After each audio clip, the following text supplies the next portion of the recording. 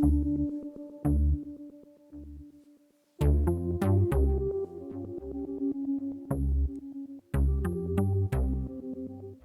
on récupère la Terre? Lança Aurélien, le stylo à la main. Et c'est peut-être bête, mais comment se fait-il qu'on se comprenne? On parle pas l'américain. Comment récupère-t-on? Serait plus humain comme formule si j'en crois vos manuels de grammaire, mais bref. Walter eut un rire, enfin, si on peut appeler ça un rire, d'une sonorité très étrange, comme si 3 ou 4 personnes riaient en même temps, sur des fréquences légèrement différentes. Pour le langage, le grave, le grand vaisseau, je le rappelle, agit par onde radio sur la partie de notre cerveau qui commande le langage. Tous les peuples se comprennent, mais aucun ne se parle jamais.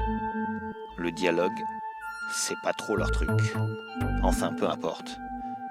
Il faut savoir que le gouvernement d'un peuple qui participe à une novella, ou son président, ou son roi, quel que soit son titre, ne peut pas faire n'importe quoi avec son peuple. Il doit pouvoir gérer ce que l'on appelle des pods, des points obligatoires de distribution sécurisés. Et si tous les pods d'un gouvernement sont détruits, au moins une fois, alors le territoire revient aux rebelles qui se sont déclarés. Ah d'ailleurs, il faudra aller vous déclarer, vous n'existez pas pour l'instant. J'ai rien compris, lança Thomas du tac au tac. C'est-à-dire qu'un chef doit assurer à son peuple certaines choses. Et le conseil du grave, donc du grand vaisseau, ne rigole pas avec ça.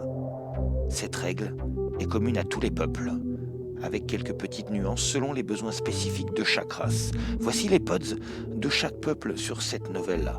Commençons par Terra. Terra a un pods énergie, un pods eau, un pods nourriture, un pods faune et flore, un pods chef, un pods démographie.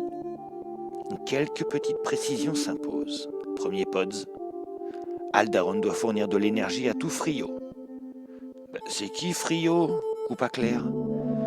Il va nous le dire, enchaîna Dimitri. Dimitri parlait peu.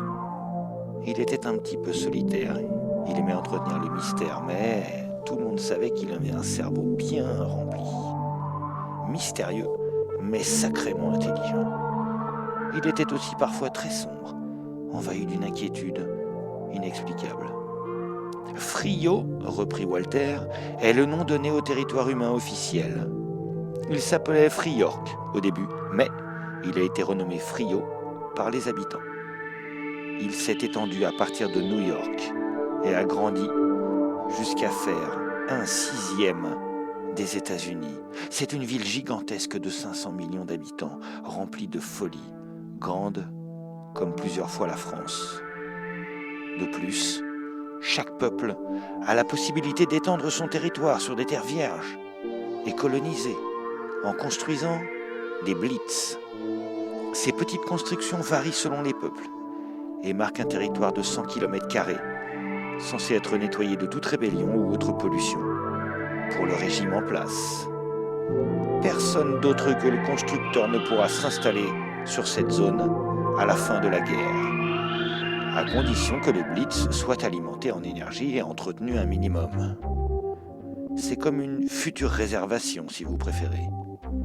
Aldaron a ainsi étendu son territoire sur le reste des USA et le Canada, en construisant des centaines de blitz.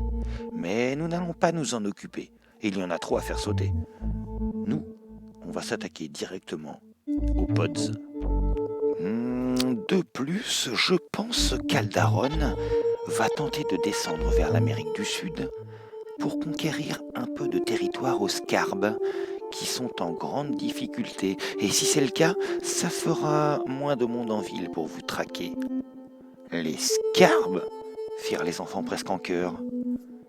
C'est le nom du peuple qui s'est installé en Amérique du Sud. Mais j'y reviens dans pas longtemps. Je finis avec les pods de Terra. Pods eau, pods nourriture, vous l'avez compris, le félon doit fournir cela aux humains. Logique, et nous devons les faire sauter. Pods faune et flore. Il est commun à toutes les races. C'est le pods que le Conseil juge le plus important. Après la guerre, 100% des espèces animales et végétales seront réimplantées dans un habitat correct. Le gagnant peut de plus demander à ce que le climat soit rétabli comme à l'origine, avant le début de la bataille. Je vous donne l'info en passant. Ce grave a un sacré pouvoir, enfin une sacrée technologie, lança Simon. Tu ne crois pas si bien dire. De plus, chaque peuple doit conserver et protéger des échantillons ADN de toute espèce jusqu'à la fin. Et il ne vaut mieux pas rigoler avec ça. La légende raconte que dans les premières guerres, un peuple a totalement négligé ce pods en ne lui fournissant aucune protection ni assistance.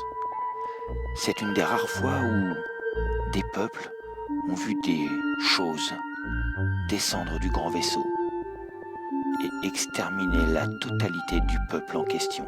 Enfin, ils les ont descan. Bah non, tués, ils ont tué, tu veux dire, lança Matisse. Non, descan.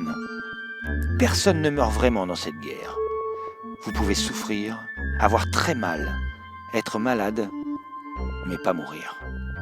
Une fraction de seconde avant ce qui devrait être votre mort, vous êtes intégralement descanné, puis rescanné à l'intérieur du grand vaisseau, avec tous les autres humains qui ont aussi été descan, dans un espace gigantesque, réservé à la race humaine.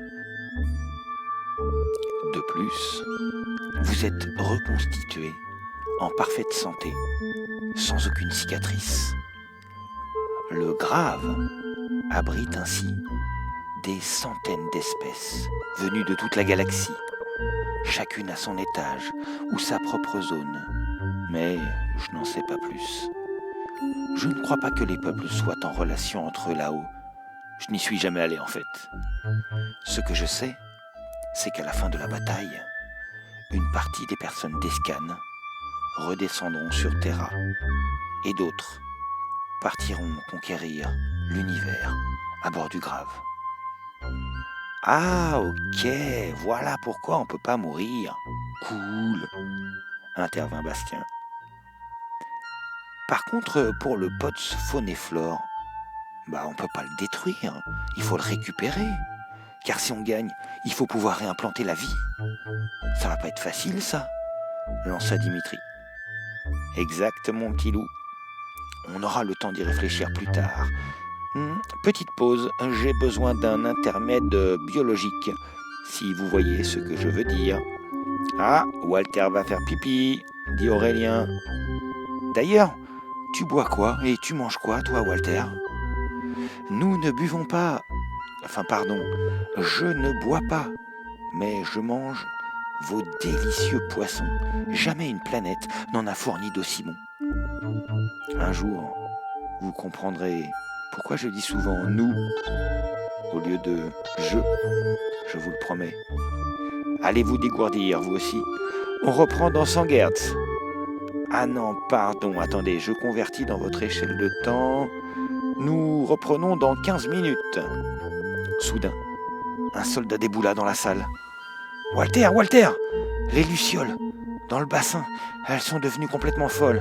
Elles s'agitent dans tous les sens. J'en étais sûr. Elles ont senti la présence des enfants. Elles ont senti leur pureté. C'est donc ça qu'elles attendaient. Voilà pourquoi Aldaron n'a jamais pu trouver de porteur adulte. Ces MDMA doivent être d'une pureté et d'une puissance incroyables. MDMA, Luciole, lança Yaël. C'est quoi ça encore ? C'est à la fois un être vivant et vos futurs pouvoirs. Du moins, je l'espère. Allez, fin du cours d'histoire. On passe à l'action.